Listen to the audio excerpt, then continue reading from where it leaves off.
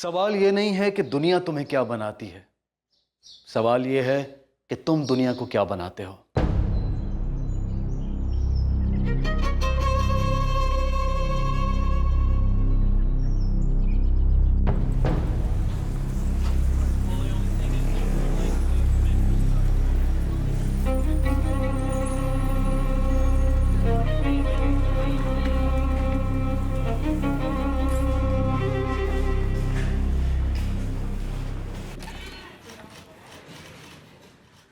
कहाँ है वो? मुझे देखना है उसे। योगेश, रहने दो, हम अपना काम कर रहे हैं। मुझे एक बार मिलना है उन लोगों से, प्लीज एक बार मुझे मिलने दो। देखो योगेश, वो दोनों इस वक्त कानून की हिरासत में है। अब कानून अपने हिसाब से निपटेगा उनसे। एक बार मुझे उनसे निपटना है। प्लीज सर, मुझे एक चांस दो। मुझे उनसे पूछताछ करनी है। वो दोनों सिर्फ मौर है, असली मुजरिम कोई और है सर।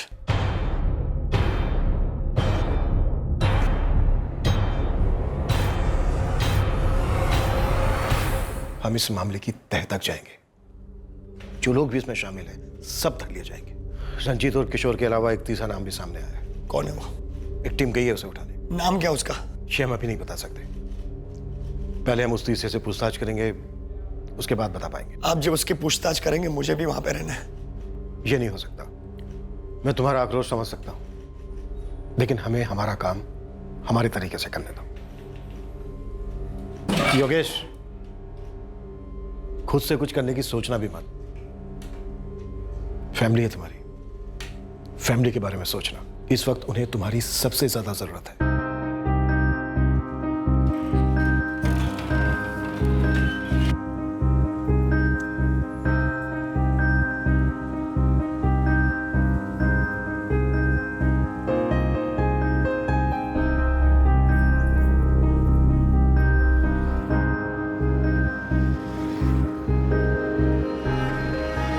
अभी वर्तमान में जो हो रहा था और करीबी भविष्य में जो होने जा रहा था, उसकी जड़ थी करीबी अतीत में हुआ एक हादसा।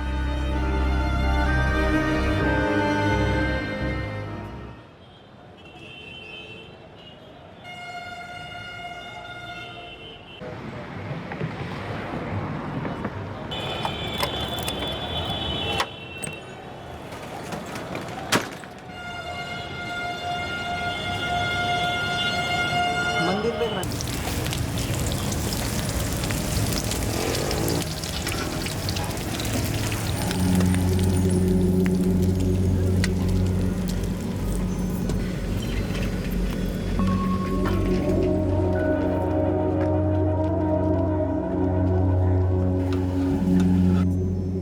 काजल, काजल जल्दी कर।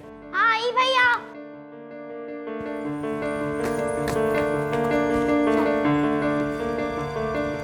आयुष, आयुष टिफिन तो लेते जा।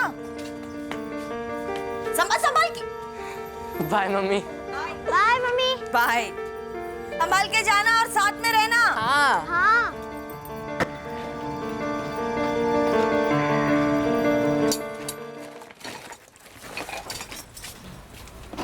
चलो डागर जी, निकलता हूँ।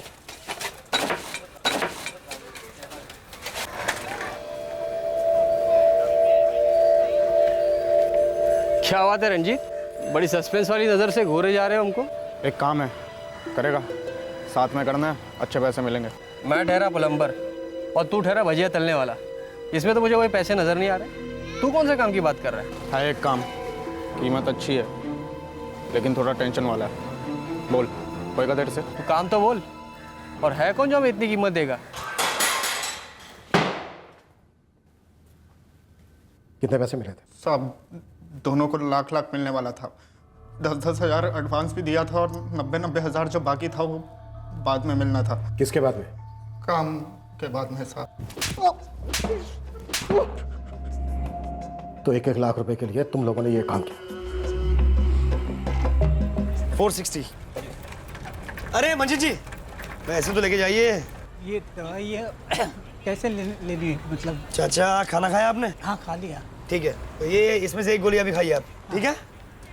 ये लीजिए पानी, और ये जो 2 गोली है सुबह, दोपहर और रात को खाना खाने के बाद लगातार 4 दिन तक लेनी है। बेटा ये वो पैसे जो अगले हफ्ते दूं तो। अरे चाचा, पैसे कहाँ भागे जाएंगे। हाँ, आप तबीयत का ख्याल रखिए। योगेश भैया मेरी दवाइयाँ आ गई। सब आ गई है, मैंने अलग से निकाल के रखी है। अब जरा बता भी दीजिए कब कब कौन सी लेनी है। देखिए, ये जो 2 गोली है सुबह नाश्ते के बाद 3 दिन तक लगातार लेनी है। बोलिए सुनील जी, लाइए। 1 सेकेंड सुनील जी। हेलो, हाँ बोलो पार्वती। आयुष अभी तक घर नहीं पहुंचा है कोचिंग क्लासेस से। अरे आता होगा, बस छूट गई होगी। पर अंधेरा हो गया। अंधेरा होने से पहले हमेशा आ जाता है, दूसरी बस पकड़ के आ जाता। उसका मोबाइल भी बंद आ रहा है। अरे तो गेम खेलकर मोबाइल की बैटरी खत्म कर दी होगी ना। तुम फिक्र मत करो, मैं देखता हूँ। अच्छा। The number you have called is currently switched off. चाचा 2 मिनट ना।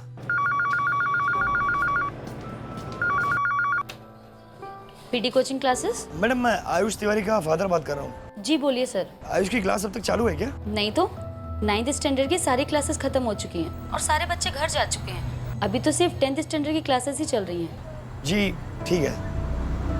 8:15 होने आए हैं। अब तक तो दूसरी क्या तीसरी बस भी मिल जाती, घर भी पहुंच जाता। मैं दुकान बंद करके तुरंत निकलता हूँ। हाँ, रास्ते में कहीं ना कहीं मिल जाएगा।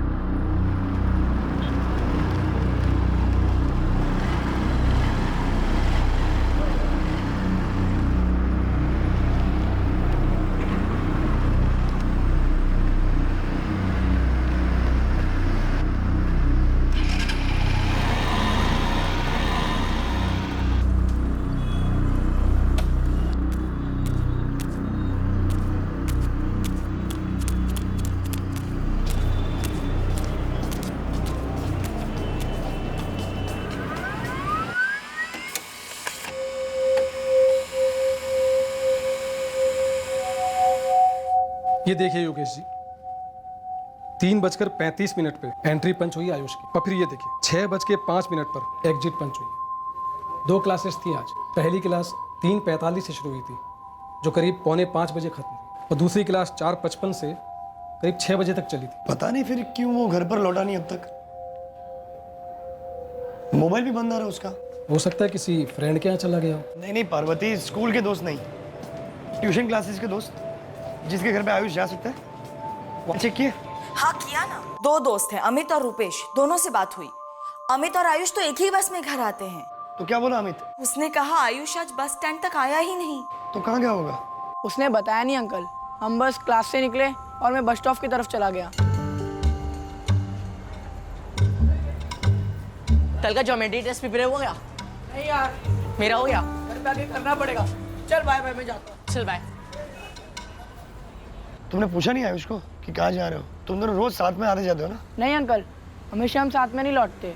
ज्यादातर तो आयुष नथुदा स्टॉप से बस लेता है। बेटा मैंने वहाँ भी चेक किया लेकिन कहीं नहीं मिला। भाई साहब, आपने दूसरे बच्चों के घर पर चेक किया क्या? मम्मी, आयुष की मम्मी के फ़ोन के बाद मैंने हमारे क्लास के सारे स्टूडेंट्स को फ़ोन करके पूछा, लेकिन आयुष किसी के पास नहीं था। कहाँ गया होगा?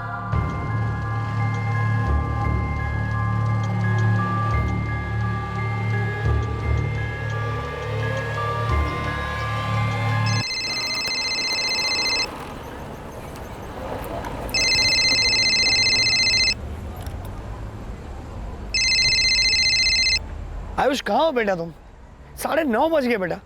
पागलों की तरह सारा उज्जैन छान मारा। तिवारी, बात सुन। हेलो, कौन बोल रहा है? कौन हूँ से क्या मतलब है बे? हूँ कोई, बात सुन मेरी। आयुष का फोन तुम्हारे पास कैसे है? आयुष का फोन उसकी जेब में ही था, मैंने निकाल लिया और तेरे आयुष को अपनी जेब में डाल लिया। उसे बाहर निकलवाना तो अब टैक्स लगेगा, सिर्फ 3 लाख। क्या बकवास कर रहे हो तुम? कौन हो तुम? दो आयुष का फोन दो। योगेश तिवारी, अगवा किया मैंने तेरे बेटे को। उसे जिंदा देखना चाहता है ना तो 3 लाख रुपए तैयार रख। कौन कौन बोल रहे हैं भाई साहब? वो सब छोड़ और पैसा तैयार कर। वैसे ताकत है तेरे में, इतनी अच्छी खासी मेडिकल की दुकान है। 3 लाख तो तेरे लिए हाथ की मैल है। पैसा दे दे, आयुष तेरे को वापस मिल जाएगा। फिर फोन करूंगा। Hello hello hello.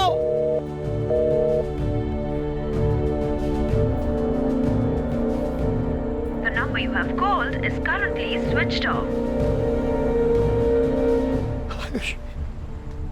निशाना बड़ी चालाकी से चुना गया था। एक लंबे अरसे तक साधने के बाद तीर एक दिन चुपके से चलाया गया था। इस किडनैपिंग का खेल लंबा नहीं चलने वाला था, लेकिन इस जुर्म की गूंज काफी दूर तक पहुंचने वाली थी। जो हासिल करना था वो था एक तीर से 2 निशाने।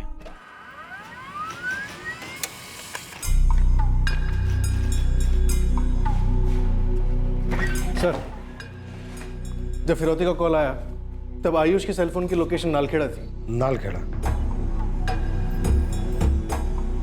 यहाँ से करीब 2.5 घंटे की दूरी पर। नालखेड़ा? लेकिन कैसे?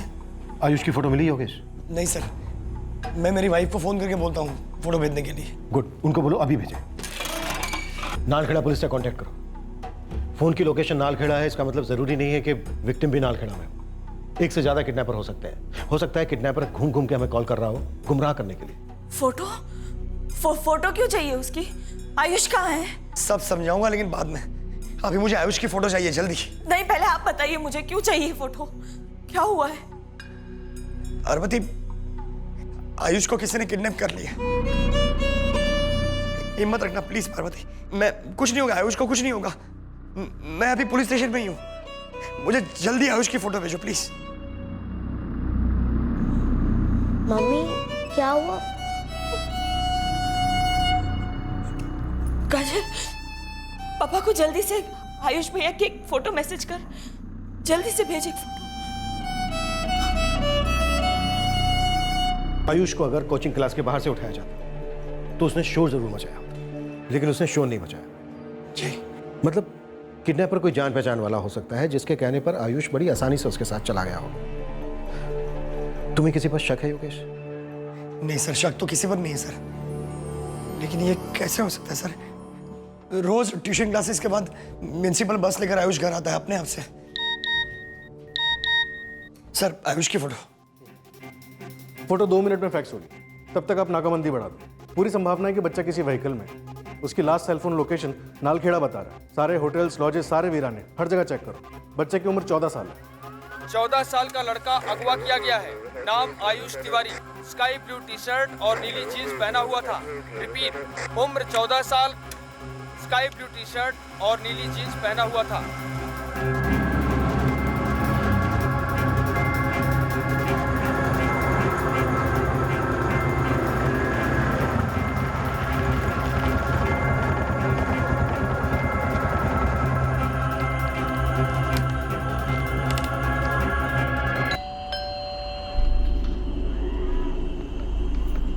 बेटा, हम पुलिस से हैं। मैंने मिसेस तिवारी का फ़ोन मेरे फ़ोन के साथ पैच कर दिया है। सारे कॉल सेंट्रल लाइन से रूट कर दो और कॉल लोकेशंस की लॉग भी चाहिए मुझे। ओके। कौन उठा ले गया मेरे बच्चे को?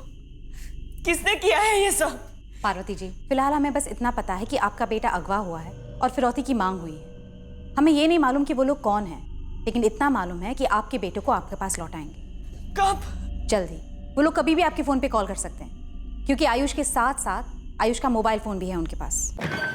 सर, योगेश जी का फोन सर्वेलेंस पे डाल दिया गया है। नालखेड़ा नाकाबंदी बढ़ा दी गई है, पर अभी तक कुछ हाथ नहीं लगा। मैं तो सोच भी नहीं सकता सर, कोई मेरे साथ ऐसा क्यों करेगा? तुम्हारा किसी के साथ कोई झगड़ा? नहीं सर, पूरा चैतन्य नगर मुझे जानता है। मैं सबको दवाइयाँ बेचता हूँ। थोड़ा दिमाग पर और जोर डाल। तुम्हारी शॉप अच्छी चल रही है जिसकी वजह से फिरौती मांगी गई, पर किडनैपिंग की क्या कोई और वजह हो सकती है?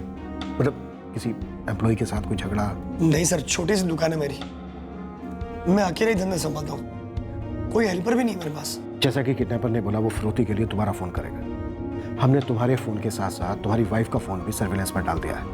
हमारे 2 आदमी तुम्हारे घर के बाहर पहरा दे रहे हैं इस वक्त। तुम्हारे बेटे आयुष की फोटो और डिटेल्स पूरे जिले में सर्कुलेट हो रही है। तो अब इंतजार, जब तक कि कोई खबर नहीं आ जाती या किडनैपर का कॉल नहीं आ जाता। देखो योगेश, 11 बज गए हैं, मुझे लगता है इस वक्त तुम्हें घर जानी चाहिए। आपको पता है मेरा बेटा अगवा हुआ है सर। जानता हूं योगेश, लेकिन हम कोई कसर नहीं छोड़ेंगे आपके बेटे को सही सलामत वापस लाने में।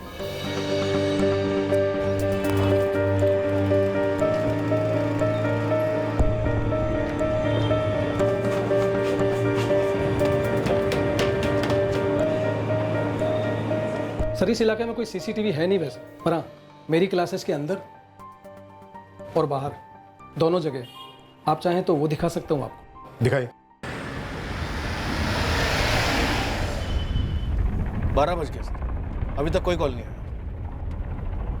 किडनैपर का पहला कॉल आया 9:30 बजे। आयुष अपनी क्लास से 6:05 पर निकला। एग्जिट स्टैम्प और सीसीटीवी ये कंफर्म करते हैं, लेकिन वो अपने बस स्टॉप पर नहीं जाकर कहीं और गया। उसने शोर भी नहीं मचाया, मतलब वो किडनैपर के साथ खुद गया। किडनैपर या किडनैपर्स शायद उसकी जान पहचान वाले रहे। जानने वालों की कमी नहीं होगी सर। योगेश का मेडिकल स्टोर काफ़ी पॉपुलर है, पिछले 6 सालों से चल रहा है, जब से ग्वालियर से यहाँ उज्जैन शिफ्ट हुए थे। और योगेश का कहना है कि कभी उसकी किसी के साथ कोई दुश्मनी नहीं थी।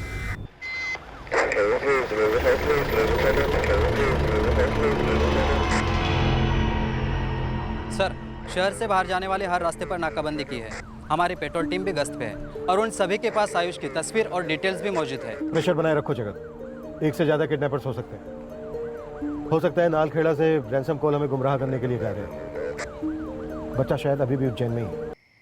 मैडम, मैं कल सुबह तक 3 लाख रुपए कैश अरेंज कर सकता हूँ।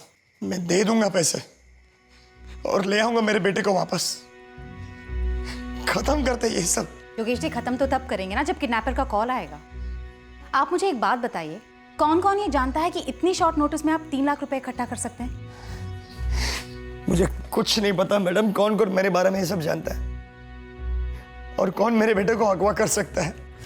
सुनिए, हम पैसे दे देंगे, उन्हें जो चाहिए सब दे देंगे।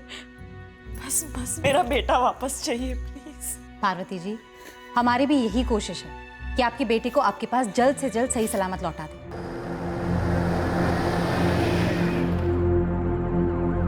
सर, अभी तक कॉल नहीं आया। 6:05 पर आयुष और अमित अपनी क्लास से निकलते हैं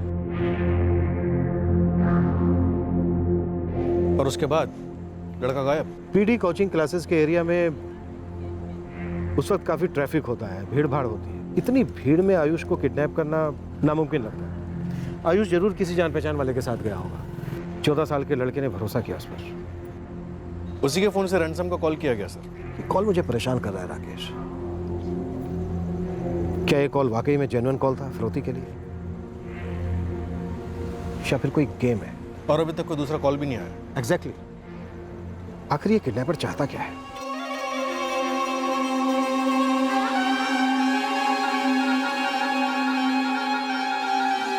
समझ में नहीं आ रहा है, किसी की हमसे क्या दुश्मनी हो सकती है? दुश्मनी तो थी, और जब खुलासा हुआ कि वो कौन था, तब तिवारी परिवार पर अविश्वास की बिजली कड़क गई। ऐसा झटका लगा सभी को कि एक ही सवाल की बारिश होने लगी कि क्यों, आखिर क्यों? इस जुर्म का जो मकसद था, इस जुर्म के द्वारा मुजरिम जो हासिल करने निकला था, उस मकसद ने एक बाप को निचोड़ कर रख दिया।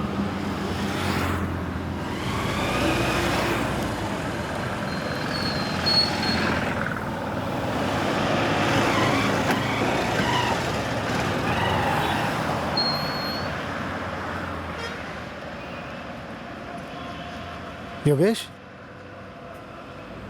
योगेश, घर पर सब इंतजार कर रहे हैं तेरा यार। ये काम सिर्फ रंजीत और किशोर का नहीं हो सकता। उनकी मुझसे क्या दुश्मनी हो सकती है?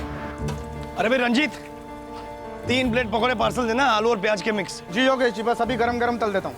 घर ही भिजवाने हैं? हाँ, बच्चे लोग जिद कर रहे हैं। आप दुकान संभालिए, मैं भिजवा देता हूँ। पता है कितनी बार मैंने रंजीत को मुफ्त में दवाई दी थी, क्योंकि मुझे मालूम था उसकी कमाई बहुत कम है। देखिए यार, पता नहीं इसमें कितना सच है और कितना झूठ। बस सुनने में आया कि पुलिस ने अतुल कुमार को उठवा लिया है। अतुल? अरे देखिए सर, मुझे फंसाया जा रहा है सर। एक भजिया वाला और प्लम्बर में नाम लेते तो मैं गुनहगार हो गया सर। ये क्या बात हुई सर? आपको जरूर गलतफहमी हुई है सर। सर ये ऐसा नहीं कर सकते सर।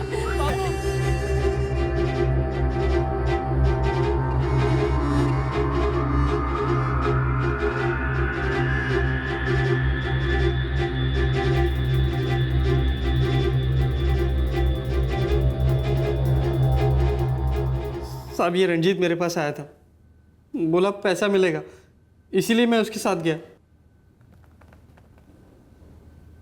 किसके कहने पर क्या? वो एक हफ्ता पहले मेरे पास अतुल कुमार आया था। जिंदगी और भजिया ही चलते रहेगा रंजीत। अतुल जी कुछ और आता तो करते ना। आप ही बताइए कोई काम हो हमारे लायक। है, तेरे लायक काम है। पैसे बड़े हैं पर काम भी बड़ा है। क्या करना क्या होगा? भजिया नहीं तलना होगा, थोड़ा खतरनाक है। खतरनाक मतलब? कुछ हासिल करना हो जिंदगी में तो खतरों से खेलना पड़ता है। आगे बोलिए। आगे नहीं, मेरे पीछे देख। कौन है वो? ये तो अपने योगेश जी हैं। पहली बात, अपना कोई नहीं होता। दूसरी बात, ये अब योगेश जी नहीं, सोने की मुर्गी हैं, सिर्फ सोने की मुर्गी। और इस मुर्गी का एक चूजा है, आयुष। भरोसेमंद आदमी चुन ले तो कर दे मेरा काम। दोनों को 1-1 लाख दूंगा। काम मतलब ये योगेश जी के बेटे आयुष को उठाना है, अगवा, किडनैप।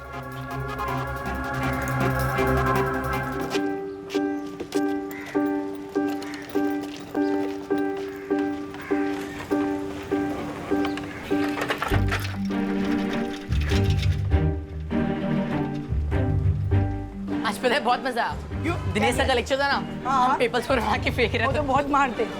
तू कल जल्दी आ जाना। चल बाय। चल बाय।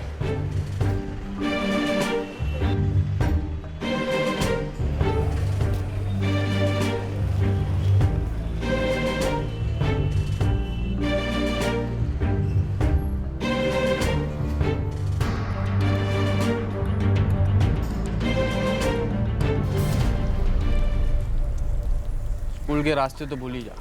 छोटी बहन हमेशा साथ में रहती है। सबसे सही रहेगा ट्यूशन क्लास के बाद में उठाएंगे।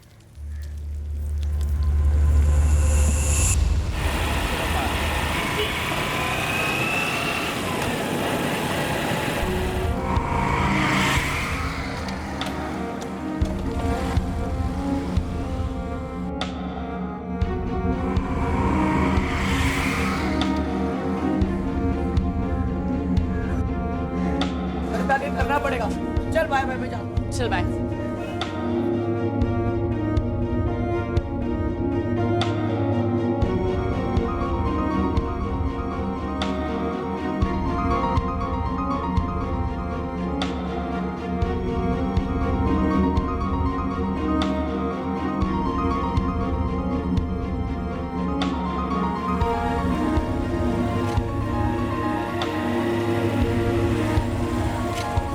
अरे आयुष।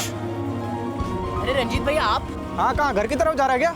हाँ, अभी अभी क्लासेस से छूटा ना। अच्छा तो बैठ जा, मैं छोड़ देता हूँ, वहीं जा रहा हूँ। घर की तरफ? हाँ हाँ ठीक है।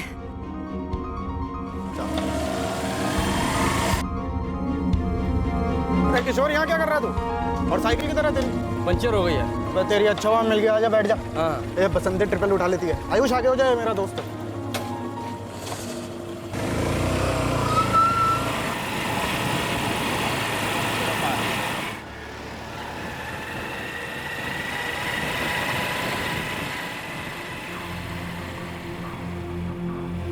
अरे रंजीत भैया, ये हम कहाँ जा रहे हैं? हाँ, वो एक छोटा सा काम है, वो कर लेते हैं, फिर चलते हैं घर की तरफ। भैया एक काम कर, मुझे उतार दो, मम्मी टेंशन में आ जाएगी। मैं बस पकड़ के चला रहूँगा। अरे बैठे रहे यार, 2 मिनट का काम है, कहाँ रोज पाएंगे ऐसा काम। नहीं भैया, मुझे उतार दो, मुझे देरी हो जाएगी। ये लड़के ज्यादा टैटे मत कर, वरना यहीं गला काट दूंगा तेरा। जाना। रंजीत भैया, बचाओ! चुप चुप चुप बैठ, चुप बैठ।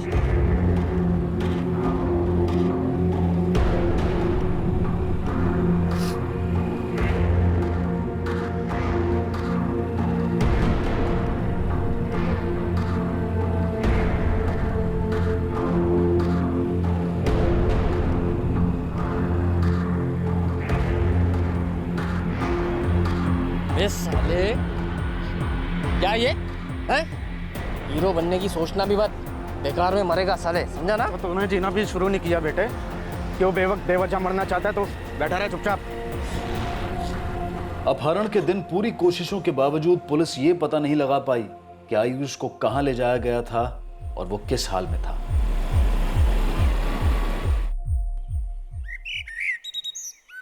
अपहरण के अगले दिन पुलिस पर जबरदस्त दबाव बढ़ने लगा और तिवारी परिवार पर खौफ के घने बादल छाने लगे।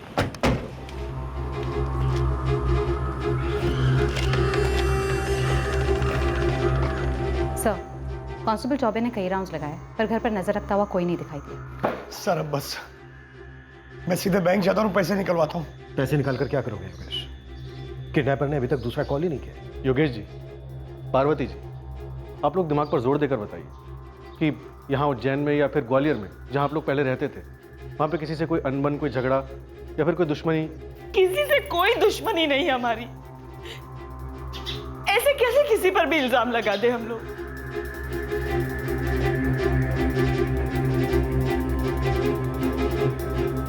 बेटा, आप और आयुष एक ही स्कूल में पढ़ते हो ना? आपके आयुष भैया का स्कूल में किसी के साथ कोई झगड़ा हुआ, कोई अनबन, कोई तू में? सर स्कूल में किस बच्चे का झगड़ा नहीं होता, और किसी का झगड़ा होगा तो कोई किसी को अगवा कर लेगा। हाँ कर लेगा। आप सोच भी नहीं सकते कितनी छोटी छोटी बातों को लेकर किडनैपिंग हो सकती है। इस वक्त हम एक छोटी सी तू मैमे को भी नजरअंदाज नहीं कर सकते। जिस तरह से आयुष की किडनैपिंग हुई है उससे ऐसा ही लगता है कि मामला कुछ पर्सनल है। किडनैपर ने फिरौती के लिए 3 लाख रुपए मांगे हैं और उसने ये जानने के लिए अभी तक दूसरा कॉल नहीं किया कि आप लोग पैसा जुटा पाए हो या नहीं। अगर ये किसी पेशेवर का काम होता तो अब तक जगह और टाइम दोनों बता चुका होता डिलीवरी के लिए। आपके जितने भी करीब के जान पहचान वाले हैं, रिश्तेदार हैं, कस्टमर्स हैं, सबके नाम, नंबर और प्रोफेशन हमें लिख कर दीजिए। हो सकता है कोई ऐसा हो जिसके बारे में आप सपने में भी नहीं सोच सकते।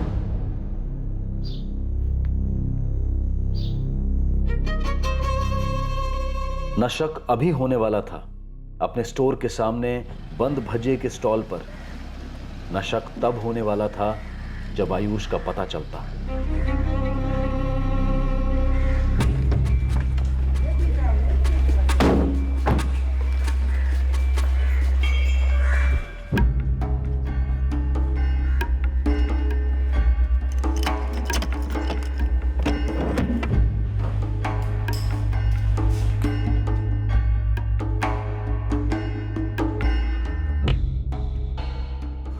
अतुल इसके पीछे, मतलब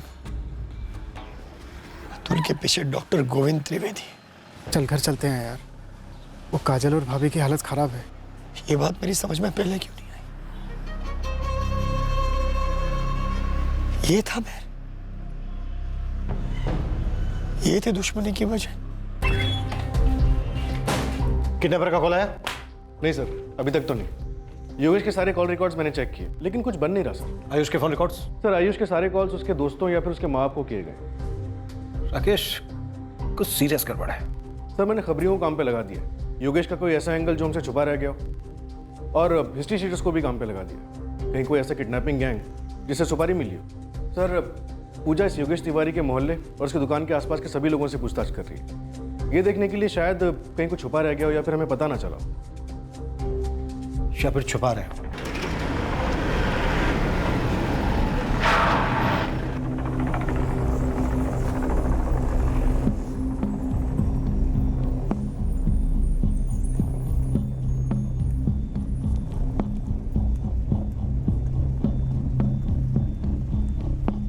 क्या बात कर रहे हो मैडम?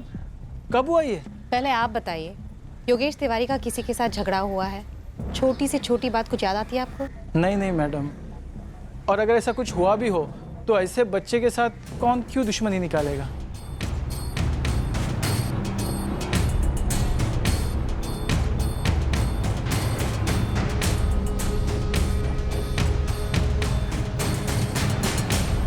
मैडम, बोलने में किसी को योगेश के किसी भी लड़ाई झगड़े की कोई खबर नहीं। और पार्वती तिवारी, उसका कोई मसला या अफेयर या कुछ? नहीं मैडम, ऐसा किसी ने कुछ नहीं कहा। सारे लोग योगेश की बड़ी तारीफ करते हैं। तो फिर बच्चे को अगवा किया क्यों? किसी ना किसी से कोई दुश्मनी जरूर हुई होगी।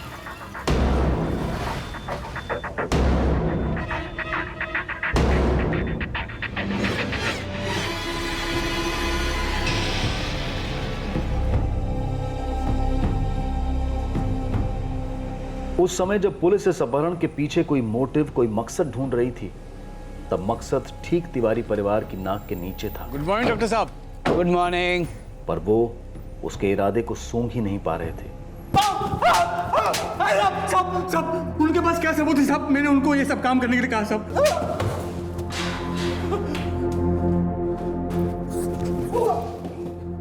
क्या बोला था ये? क्या बोला था कि उठा के बस मारना है, 1-1 लाख रुपए मिलेगा? हाँ हाँ हाँ साहब, यही बोला था।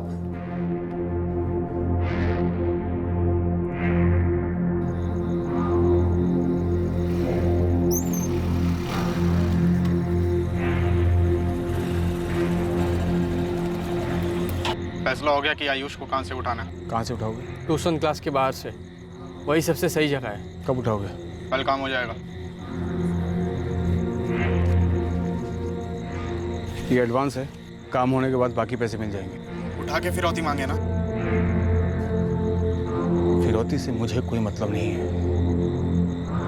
आयुष को उठाओ, तुरंत मार दो। फिरौती मांगना है मांगो, मुझे कोई फर्क नहीं पड़ता है। और अगर फिरौती मिली तो तुम दोनों का बोनस होगा। प्लीज मेरे को घर जाने दो रंजीत भाई, प्लीज रंजीत भाई घर जाने दो मेरे को। चुप बैठ। छोड़ दो मेरे को रंजीत भाई। उतार उतार, यहीं उतार। रंजीत भाई घर में सब परेशान हो गए। रंजीत भाई जाने दो प्लीज, प्लीज जाने दो, जाने दो, जाने दो, प्लीज जाने दो, प्लीज जाने दो, प्लीज जाने दो मेरे को।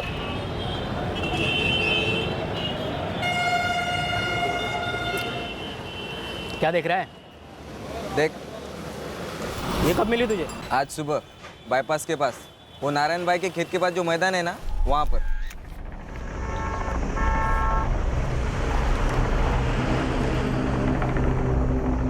ये तो यही लड़का लगता है।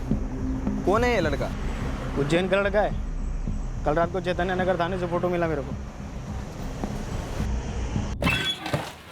सर, एक बुरी खबर है। लाश मिली? कुछ बोल क्यों नहीं रहे आप? प्लीज बताइए ना, हॉस्पिटल क्यों आए हैं? आयुष ठीक है ना? ये कुछ नहीं बोल रही है, प्लीज कुछ बोलो ना। किधर ठीक नहीं है, मैं झूठ नहीं बोलूंगी। क्या हुआ? क्या हुआ है? आज सुबह तनोड़िया में आयुष की लाश मिली है।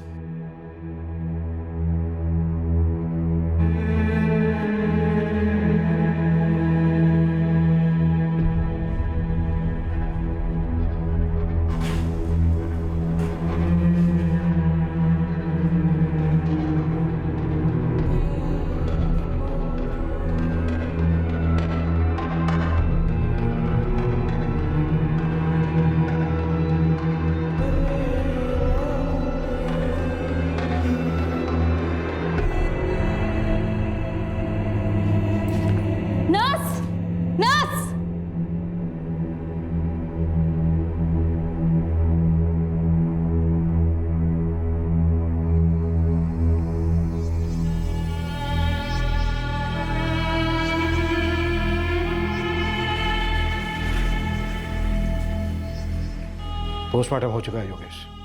कत्ल कल शाम 7:30 के आसपास हो चुका था। तुम्हें फिरौती के लिए जो कॉल है, आयुष को उससे पहले ही मार डाला गया था।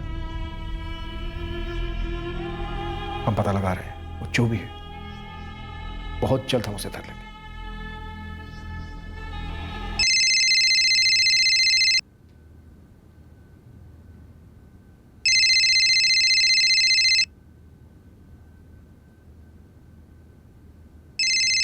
फोन उठाओ योगेश, उसी का होगा। सर, नंबर मिल गया। योगेश, फोन उठाओ।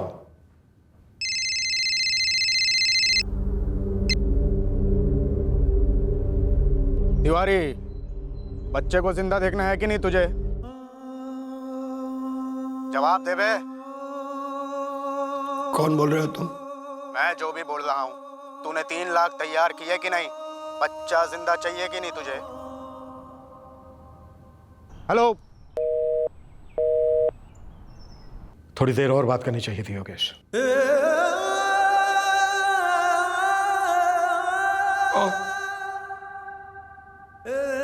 और थोड़ी देर, और थोड़ी देर। क्या बात करता मैं, क्या बात करता मैं, बताओ। आयुष,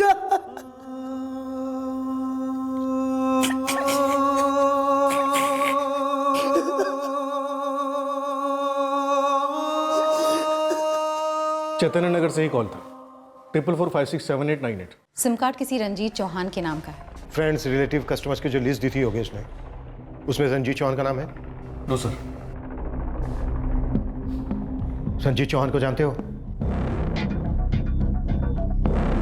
रंजीत चौहान?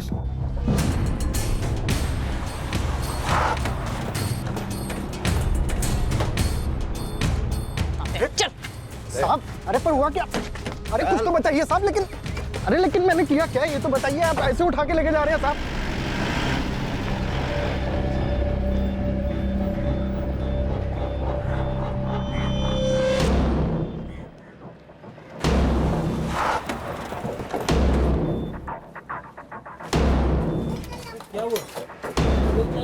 क्या हुआ साहब? अरे क्या हुआ? अरे कहाँ लेके जा रहे हो? अरे भाई क्या हुआ? अरे साहब मैंने कुछ नहीं किया साहब। साहब छोड़ दो मुझे। अरे साहब मैं कह रहा हूँ ना।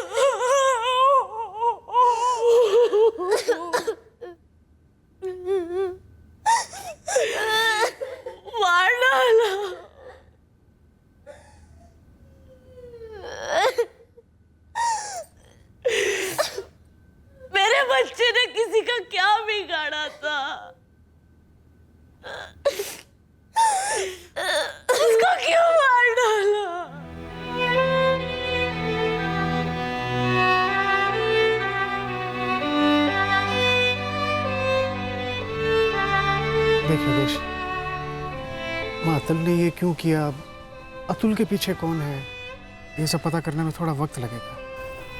चल यार घर चलते हैं यार, आयुष का क्रियाक्रम भी करना है ना यार।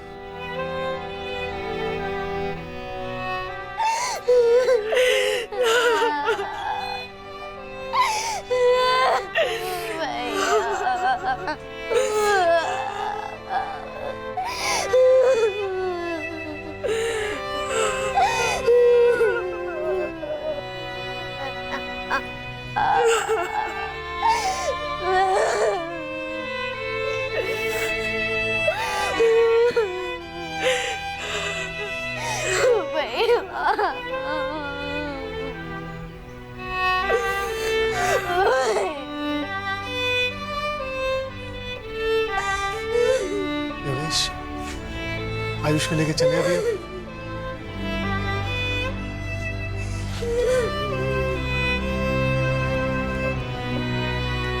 योगेश हम सब कर लेंगे यार, तुम सिर्फ साथ रहो। हटो हटो हटो सब लोग, हटो दूर हटो। कोई सुना मत मेरे बच्चे को। मुझे किसी की मदद नहीं चाहिए, किसी की मदद नहीं चाहिए मुझे। और मैं अब किसी की मदद नहीं करूंगा, ना दुकान पर, ना घर पर, ना कहीं और। मैं हूं मेरे बेटे के लिए। हटो हटो सब।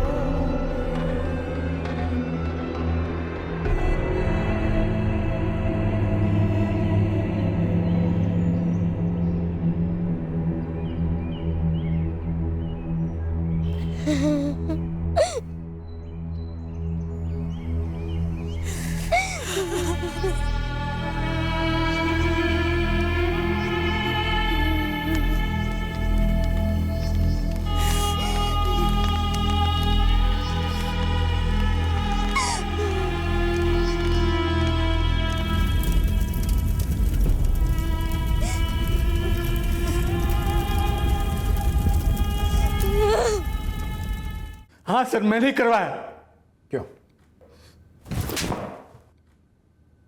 क्यों? उसने मेरे पेट पे लात मारी सर। 6 साल पहले तक यहाँ चैतन्य नगर में सिर्फ और सिर्फ एक ही मेडिकल स्टोर था, मेरा। और फिर यादव का साहब मेरे सारे ग्राहक को अपनी तरफ करने लगा।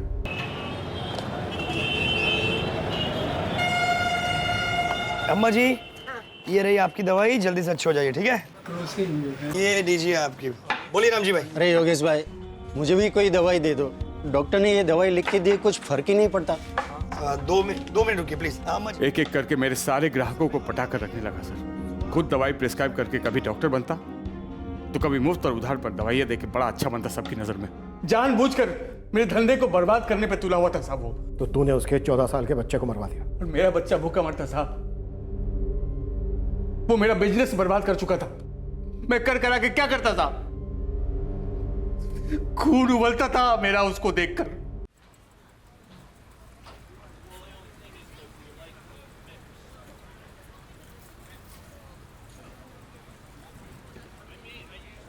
ओ अश्विन भैया,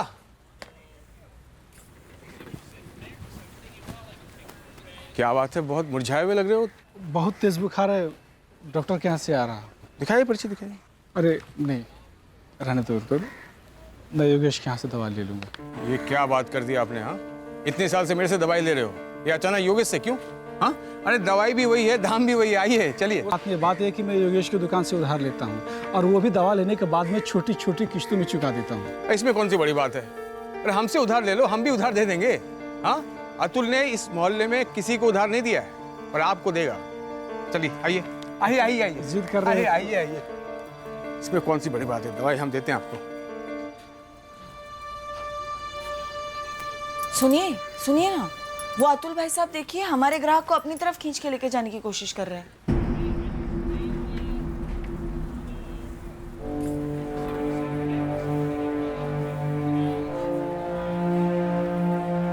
ये क्या तरीका है धंधा करने का अतुल जी? अश्विन भाई मेरी दुकान में आ रहे थे ना, आप ऐसे कैसे खींच के लेके गए मेरे ग्राहक को? उल्टा चोर कोतवाल को डांटे। तुम्हारे जितने भी ग्राहक है ना, सबके सब मेरे हुआ करते थे। सबके साथ चुपड़ी चुपड़ी बातें करके अपनी तरफ घुमा लिया तुमने। कोई दूध पीता बच्चा नहीं है, सब अपनी मर्जी से आते हैं मेरी दुकान में, क्योंकि मैं अच्छी सर्विस देता हूँ। तुम्हारी तरह नहीं करता हूँ, किसी और के ग्राहक को खींच कर ले जाते अपनी दुकान में चोरी चपाटे से। सामान संभाल के। हाँ, चोर किसको बोला?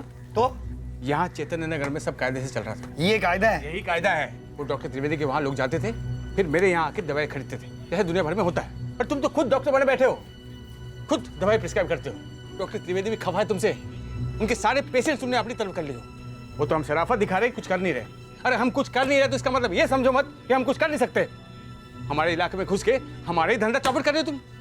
जाओ यहाँ से। मैं तो जा रहा हूँ, लेकिन तुम संभाल सकते हो तो संभालो अपनी डूबती नैया को। दोनों के दोनों चोर हो चोर, तुम और डॉक्टर त्रिवेदी। जो दवाई की जरूरत नहीं है वो भी प्रिस्क्राइब करते हैं डॉक्टर त्रिवेदी, और तुम बेचते हो। दोनों मिलकर गरीबों को लूटते हो। अरे बंद करो ये सब, वरना एक दिन गरीबों की ऐसी हाई लगेगी कि ना ये दुकान भी बंद हो जाएगी। चोर कहीं। मुझे उसने चोर बोला था साहब, गलत तरीकों से मेरा बिजनेस हासिल कर लिया उसने। तो बस मैंने भी तय कर लिया, इसे चोट दूंगा और ऐसी चोट दूंगा जिसकी कोई दवा नहीं होगी। एक 14 साल के बच्चे को मरवाकर तूने चोट दी, अब मैं तुझे बताता हूं चोट क्या होती है।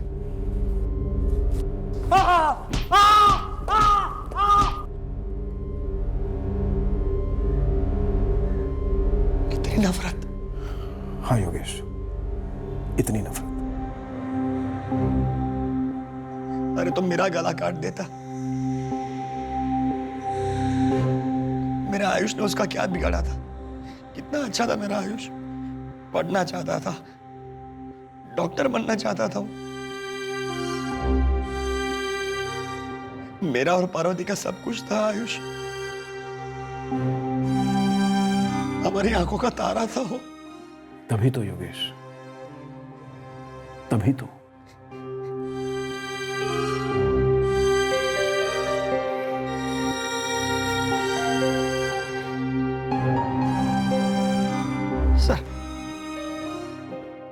सर ये सिर्फ अतुल का किया कराया नहीं हो सकता। इसके पीछे डॉक्टर त्रिवेदी है। ये सारी साजिश डॉक्टर त्रिवेदी की रची रचाई हुई है। कमाल कर रही हैं आप। 2 केमिस्ट की लड़ाई में आप मुझे क्यों घसीट रही हैं, वो भी मर्डर के केस में? मेरे सीनियर आपसे कुछ सवाल करना चाहते हैं, प्लीज चलिए हमारे साथ। देखिए मैम, आप समझ नहीं रही हैं। अतुल ने जो कुछ भी किया उसकी खबर मुझे या मेरे पिताजी को नहीं थी। और तो और हमें तो ये भी नहीं पता कि योगेश के बेटे का मर्डर हो गया। वो तो खबर आई न्यूज में, तब जाके पता चला। I know it was really very shocking. Doctor साहब, आपका नाम आया है, पूछताछ तो बनती है। मैं मानता हूँ रूल के हिसाब से ये ठीक नहीं है, पर ये कोई नई बात नहीं है डॉक्टर त्रिवेदी। बहुत से मेडिकल स्टोर वाले अपने कस्टमर्स को खुद दवाई बता देते हैं। पॉइंट क्या आपका? तो पॉइंट ये है डॉक्टर साहब, योगेश भी अपने कस्टमर्स को खुद दवाई बता देता था, तो जाहिर सी बात है आपके पेशेंट कम हो रहे होंगे, और पेशेंट कम होने का मतलब है इनकम कम होना। So what? एक अजीब वाहियात से एंगल पेश कर रहे हैं आप कि कोई केमिस्ट 4 पेशेंट्स को गैर कानूनी तरीके से सर्दी जुकाम पेट दर्द की दवाइयाँ खुद प्रेस्क्राइब करता था, इसलिए मैंने एक क्वालिफाइड एस्टेब्लिश डॉक्टर ने उसके बेटे का, उसके 14 साल के बेटे का मर्डर करवाया। नॉनसेंस। ये अनुमान भी कैसे लगाया आपने? डॉक्टर त्रिवेदी, विक्टिम के फादर ने डायरेक्टली आपका नाम लिया है, और उसका कहना यह है कि अतुल के पीछे आप हैं। नहीं, मैं किसी के पीछे नहीं हूं, सबसे आगे हूं मैं। आप बुलाइए अतुल को, पूछिए मेरे सामने क्या मैंने करवाया ये सब। बुलाइए उसे, पूछिए। झूठ बोलता हूं डॉक्टर, उन दोनों की सांठगांठ थी सब में सर, धंधे में भी और मेरे बेटे की हत्या करने में भी। मेरी वजह से उन दोनों का धंधा कम हो गया था। कोई सामने से नहीं बोलेगा, मैं बोलता हूं। डॉक्टर दवाइयां प्रिस्क्राइब करता था और अतुल उसे बेचता था, और जरूर उस दवाई की बिक्री में डॉक्टर का कमीशन रहा होगा। मेरी वजह से उन दोनों की मिलीभगत चल नहीं पाई। तुम इस वक्त बहुत दुखी हो, गुस्से में हो, ये मैं अच्छी तरह से समझ सकता हूं,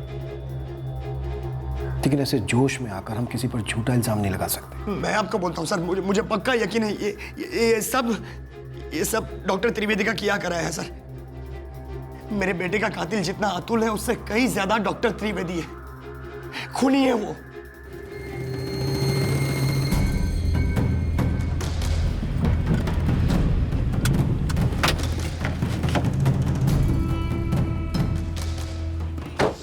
कबूल करो। हटो। कबूल करो, तुम में हिम्मत नहीं थी और नहीं अतुल में मेरे धंधे को नुकसान पहुंचाने की। तुम दोनों की बेईमानी का धंधा मेरी ईमानदारी की वजह से चौपट हो चुका था, और इसका बदला तुमने कैसे लिया? मेरे मासूम बेटे का गला काटकर। नॉनसेंस बातें मत करो योगेश, मैं पुलिस में पहले बता चुका हूं, अतुल से मेरा कोई वास्ता नहीं है, समझे? हटो। देखिए योगेश जी, आप अपनी हद पार कर रहे हैं, मेरे पिताजी की इज्जत खराब करके। तुम चाहते हो ना मैं मेरी हद में रहूं, तो बोलो अपने बाप को अपना गुनाह कबूल करे। सबके सामने कबूल करे कि इन्होंने ही मेरे बेटे की हत्या करवाई है। एक भजिया तलने वाले प्लम्बर को चंद पैसे क्या दे दिए? तुम्हें क्या लगा तुम्हारा पाप छुप गया? किसी को पता नहीं चलेगा? मैं सारी दुनिया के सामने तुम्हारी पोल खोलूंगा, नंगा करूंगा मैं तुम्हें। बस अब एक लफ्ज और नहीं। हटो सामने से, हटो।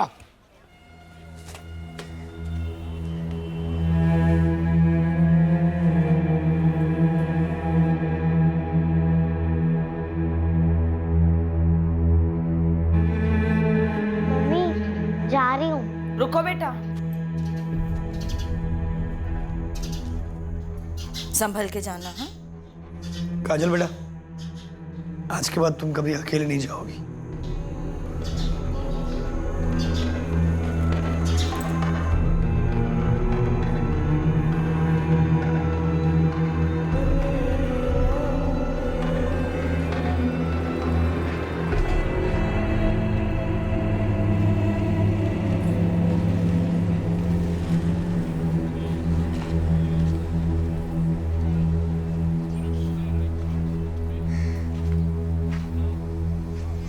बेटा बस करो, कितनी सजा दोगे खुद को?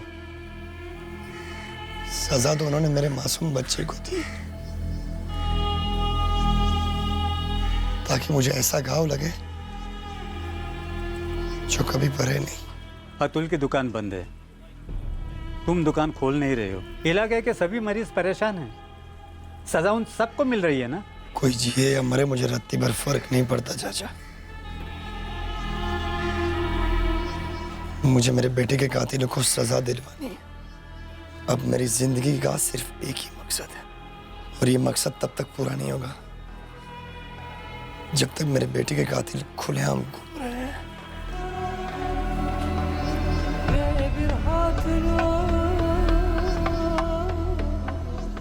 योगेश के अंदर कुछ टूट चुका था। वो अपना काम तो किए जा रहा था, पर मानो वो कोई बेजान सी कठपुतली था जिसकी टोर किसी भयंकर अंधेरे में अटकी हुई थी। ये अंधेरा सिर्फ तब दूर हो सकता था जब उसे अपने बेटे के लिए इंसाफ मिलता, जो इस वक्त उसे अधूरा लग रहा था। सारे आरोपी जुडिशियल कस्टडी में हैं।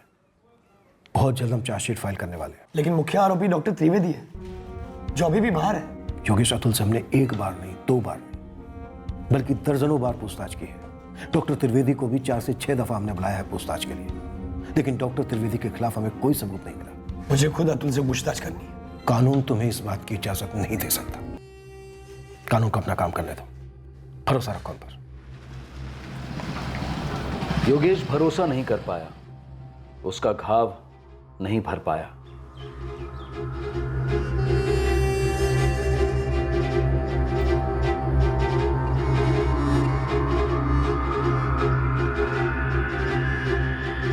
घाव नासूर बन चुका था। योगेश अब उसका इलाज खुद करने पर उतर आया था।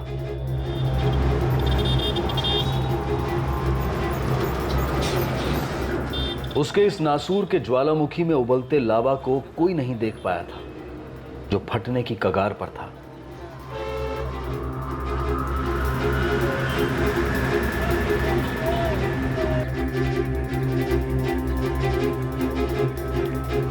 जी, मेरा नाम योगेश तिवारी है। उस्मान से बात करनी है। उस्मान। हाँ जी कहिए। एक काम है तुमसे, मुझे एक बंदूक चाहिए।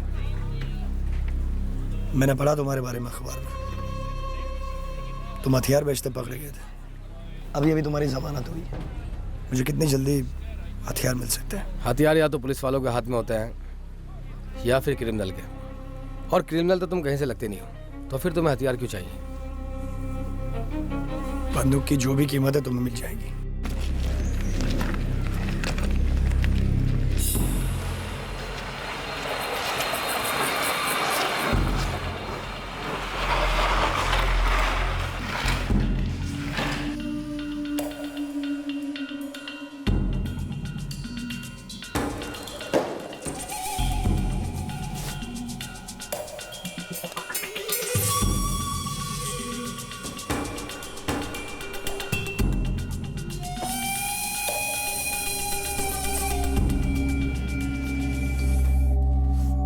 हथियार के साथ हथियार भी दिला सकता हूँ। जरूरत नहीं है।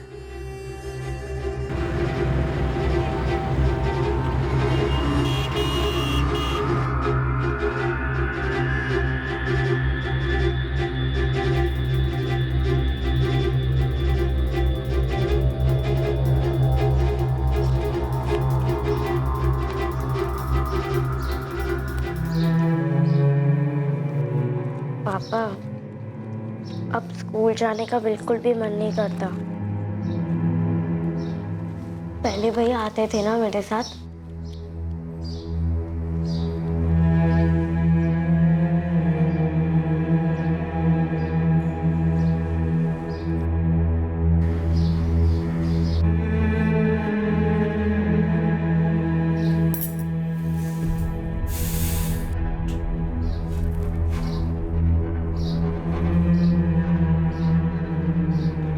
क्या हुआ?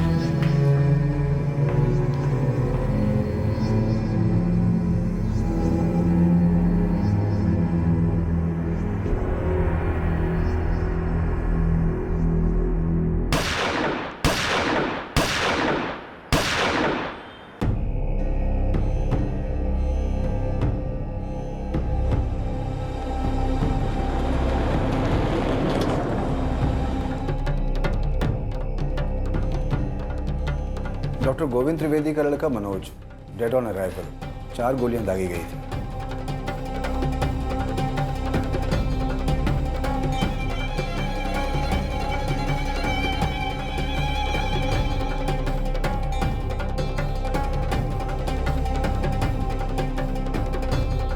डॉक्टर त्रिवेदी, उन पर गोली नहीं चलाई गई है, उनके सिर पर पिस्टल से मारा गया है। मनोज कहाँ है? मेरा बेटा मनोज कहाँ है? मनोज कहाँ है? बहुत गोलियां लगी उसको, ऑपरेशन किया उसका, गोलियां निकाली उसकी, हैं? आई एम सॉरी, आपका बेटा डेड ऑन अराइवल था। ये क्या कह रहे हैं आप? हाँ? मनोज, मेरा मनोज कहाँ है? हटिए, बॉय को बुलाओ। छोड़िए, मनोज कहाँ है? मनोज, डॉक्टर त्रिवेदी, अरे ऑक्सीजन, फास्ट। मनोज,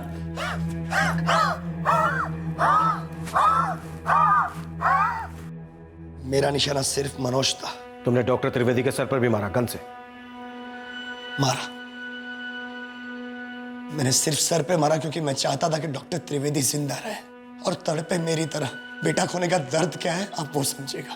योगेश, मैंने पहले भी तुमसे कहा था, डॉक्टर त्रिवेदी का तुम्हारे बेटे आयुष के मर्डर से कोई लेना देना नहीं था। जरूर था इंस्पेक्टर, जरूर था। 4 महीने हो गए उन्होंने मेरे बेटे को मारे हुए, और इन 4 महीनों में न जाने कितनी बार लगातार डॉक्टर त्रिवेदी ने हर वो मुमकिन कोशिश की अतुल, रंजीत और किशोर को छुड़वाने के लिए। इस बात को आप झुठला सकते हैं क्या? नहीं, यह सच है कि डॉक्टर त्रिवेदी ने अतुल की जमानत करवाने की कोशिश की। वो सिर्फ इसलिए कि अतुल की दुकान 4 महीने से बंद थी, उसके घर की हालत ठीक नहीं। बाकी दोनों यहां अकेले रहते हैं। डॉक्टर त्रिवेदी सिर्फ उनकी मदद कर रहे थे। डॉक्टर त्रिवेदी का तुम्हारे बेटे आयुष के मर्डर से कोई लेना देना नहीं था। डॉक्टर त्रिवेदी ने मेरे मासूम बच्चे का कत्ल करवा दिया, और अब भी आप कहते हैं कि वो बेकसूर है। यस, कानून ने डॉक्टर त्रिवेदी को बेकसूर करार दिया है। कानून ने। मेरे कानून ने नहीं, मेरे कानून ने उसे सजा दे दी। अब वो समझेगा कि बेटा खोने का दर्द क्या होता है। अब उसे वो एहसास होगा। इस देश में एक ही कानून है। जिस तरह तुम्हारे बेटे के कातिलों को सजा मिलेगी, तुमने भी एक कत्ल किया है, उसके कत्ल की सजा तुम्हें भी मिलेगी। अब तुम अपना बेटा खोने के साथ साथ अपनी पत्नी, अपनी बेटी से भी दूर रहने का तरस होगे।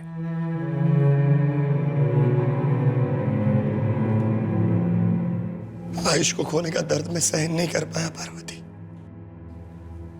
मैं भी नहीं सह पाई अपने बेटे को खोने का दर्द।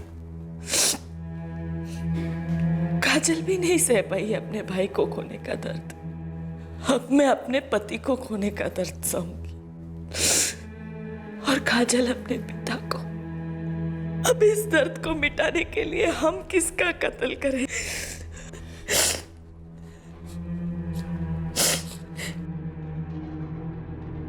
हासिल ना अतुल को कुछ हासिल हुआ और ना ही उसकी फैमिली को। बस दर्द का दायरा बढ़ता गया। योगेश को भी दरअसल कुछ भी हासिल नहीं हुआ, सिवाय इस बात के कि अब उसकी जिंदगी लंबे अरसे तक जेल में कटेगी। डॉक्टर गोविंद त्रिवेदी के खिलाफ पुलिस को अब तक एक सिंगल सुराग नहीं मिला है। अतुल कुमार, रंजीत चौहान, किशोर साहू, इन तीनों के खिलाफ योगेश के बेटे आयुष के अपहरण और उसके कत्ल के लिए चार्जशीट फाइल की गई है।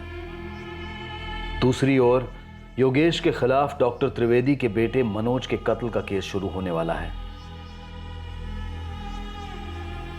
कहते हैं कंपटीशन हेल्दी होना चाहिए, लेकिन यह एक कटु सत्य है कि कंपटीशन हमेशा हेल्दी नहीं रहते। ऊंचाई पर चढ़ते वक्त दूसरों की सीढ़ियां खींचकर अपनी सीढ़ी से जोड़ लेना, यह ना सिर्फ प्रचलित है बल्कि कुछ लोग तो इस विषय में पोस्ट ग्रेजुएशन भी कर डालते हैं। पर एक लकीर होती है कॉमन सेंस और कानून के डर की, जो पार नहीं की जाती, वरना विध्वंस निश्चित होता है। दुनिया किसी के लिए नहीं रुकती, दुनिया ऐसे ही चलती है। अगर मैं ये नहीं करूंगा तो कोई और करेगा, कोई किसी का नहीं होता। ये सब शायद सच है, लेकिन उससे भी बड़ा सच ये है कि ये दुनिया हमसे बनी हुई है।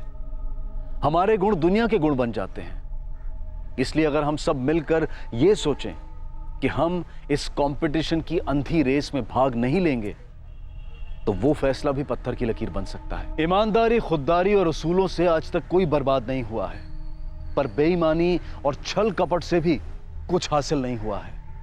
इसी विचार के साथ अब मैं अनूप सोनी आपसे विदा लेता हूं। कल रात आपसे फिर मुलाकात होगी सीआईडी के एपिसोड के बाद एक और नए केस के साथ। तब तक सुरक्षित रहें, सतर्क रहकर एक अच्छे नागरिक का फर्ज अदा करें और देखते रहें क्राइम पेट्रोल सतर्क। सबक एक को सीख हम सबको। जय हिंद।